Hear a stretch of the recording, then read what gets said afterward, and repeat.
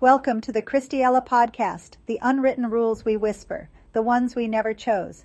Every Friday, I share a story about a woman, a moment, and an unwritten rule she's been carrying without noticing. Today's story is about a rule many of us learn early, the rule of I'm fine. This is episode 4, when I'm fine may not be the real truth. I've said I'm fine so many times in my life that sometimes I forget it's supposed to mean something. I said it when I was 20, standing in a funeral home, signing papers I didn't understand because my parents were gone and someone had to be the adult. I said it when the estate lawyer handed me a folder thicker than my college textbooks and told me I'd need to make decisions quickly. I said it when my sister Jenna called from her kitchen, kids screaming in the background, asking if I needed anything. I told her no. I told her I was fine. She had her own life, her own chaos, her own grief. And I told myself I didn't want to be a burden. People think strength is a choice. Sometimes it's just the only option you were ever given. So tonight, when Jenna walked into my condo with her kids, and her exhaustion and her half-finished stories about school pickups and grocery lists, I felt that old familiar shift, the one where she steps into the room and I automatically become the steady one. It's been like that our whole lives. Even as kids, Jenna was the whirlwind, loud, bright, always in motion. She was the one our parents hovered over, the one they worried about, the one they softened for. And I was the one who filled in the gaps, the one who remembered the details, the one who cleaned up the messes no one noticed, the one who grew up quietly while everyone else was distracted. Her kids barreled through the hallway, dropping backpacks like breadcrumbs. Her husband apologized for the noise before the noise even started. And Jenna. She stood in the doorway for a moment, taking in the quiet, the order, the stillness of my home. I could see the flicker in her eyes, admiration, envy, maybe even a little guilt. She handed me a bottle of wine she clearly grabbed on the way over, and I poured her a glass of water instead.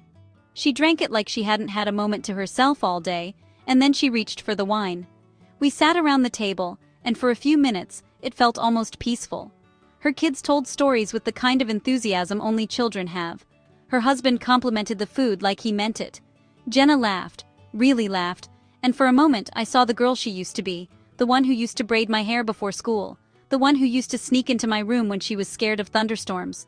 But underneath it all, there was a quiet tension. The kind that sits between people who love each other, but haven't really seen each other in years. She kept glancing around my condo, the framed art, the clean counters, the absence of chaos. And I could feel her comparing. I could feel myself comparing too. 2 lives, 2 choices. 2 women shaped by roles we never agreed to. Liz, you really should settle down. You're almost 35. You don't want to end up alone. The room didn't go silent, but I did. Then I just smiled. The practiced smile, the one that hides everything. I'm fine, I said. I felt my voice crack. But no one noticed. Jenna was too busy cutting chicken into tiny pieces for her youngest. Her husband was negotiating vegetables with their oldest. Life was happening around me, loud, messy, ordinary, while I sat there holding years of unspoken truth. Watching them, I felt the ache of all the moments she assumed I was okay, all the moments I pretended I was. She still saw me as the steady one, the capable one, the one who didn't need anything. She had no idea how much I had needed her back then, how much I still did. Dinner carried on, laughter, spilled juice, the clatter of forks, and I sat there quietly, holding a truth that had been waiting for over 12 years to be spoken. After dinner, Jenna insisted on helping clean up. She moved through my kitchen like she was searching for something, maybe foil, maybe a sense of belonging, maybe a way to make up for years she didn't know she'd missed. She opened a cabinet, then another, then the drawer next to the stove, and then she opened the drawer, the wrong drawer. The drawer I never open unless I have to. Her hand paused on the folder, the one with the peeling label, the one I'd shoved to the back years ago. Mom and Dad, 2012, Liz, what is this? Before I could answer, she pulled the folder out. Slowly, like she already knew it was something sacred. She opened it, and the past spilled out like a box of broken glass. Medical bills, hospice paperwork, funeral arrangements, insurance claims, receipts, signatures, dates, decisions. All the things I handled alone at 20 because no one else could. Jenna's breath hitched. Her fingers trembled as she turned each page like she was touching a version of me she'd never met. Then she found the letter. My father's handwriting, soft, faded, folded so many times the crease was nearly worn through. She opened it with both hands, like it might break.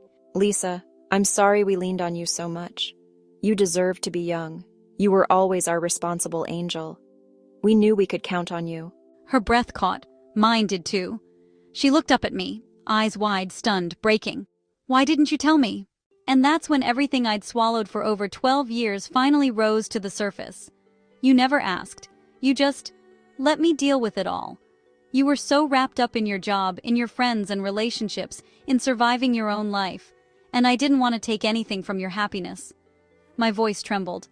I was jealous, Jenna, not of your chaos, of your love, of the fact that you had people to fall apart with. I didn't have that, so I stayed fine, because someone had to be. Liz, you weren't fine. And for the first time in 12 years, I let myself say it. No, I wasn't. You don't have to be fine anymore. And I let myself lean, just a little. It wasn't perfect. It wasn't a miracle. But it was the first honest moment we'd shared since we were girls. And maybe that's enough to begin again. Lisa's story reminds us that families don't just shape our memories, they shape our roles. And sometimes those roles become so familiar we forget they were never chosen. Jenna thought Lisa had it easy, and Lisa thought Jenna had it easier. But the truth is, both were carrying a weight the other never saw.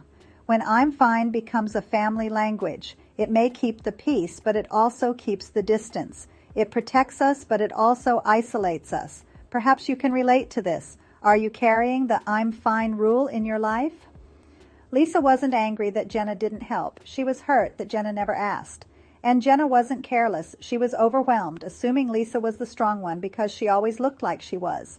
That's the danger of assumptions. If you've been holding everything together quietly, if you've been strong for so long you forgot what softness feels like, maybe this is your reminder that you don't have to be fine to be loved. Maybe we just need to let ourselves be loved by those who care.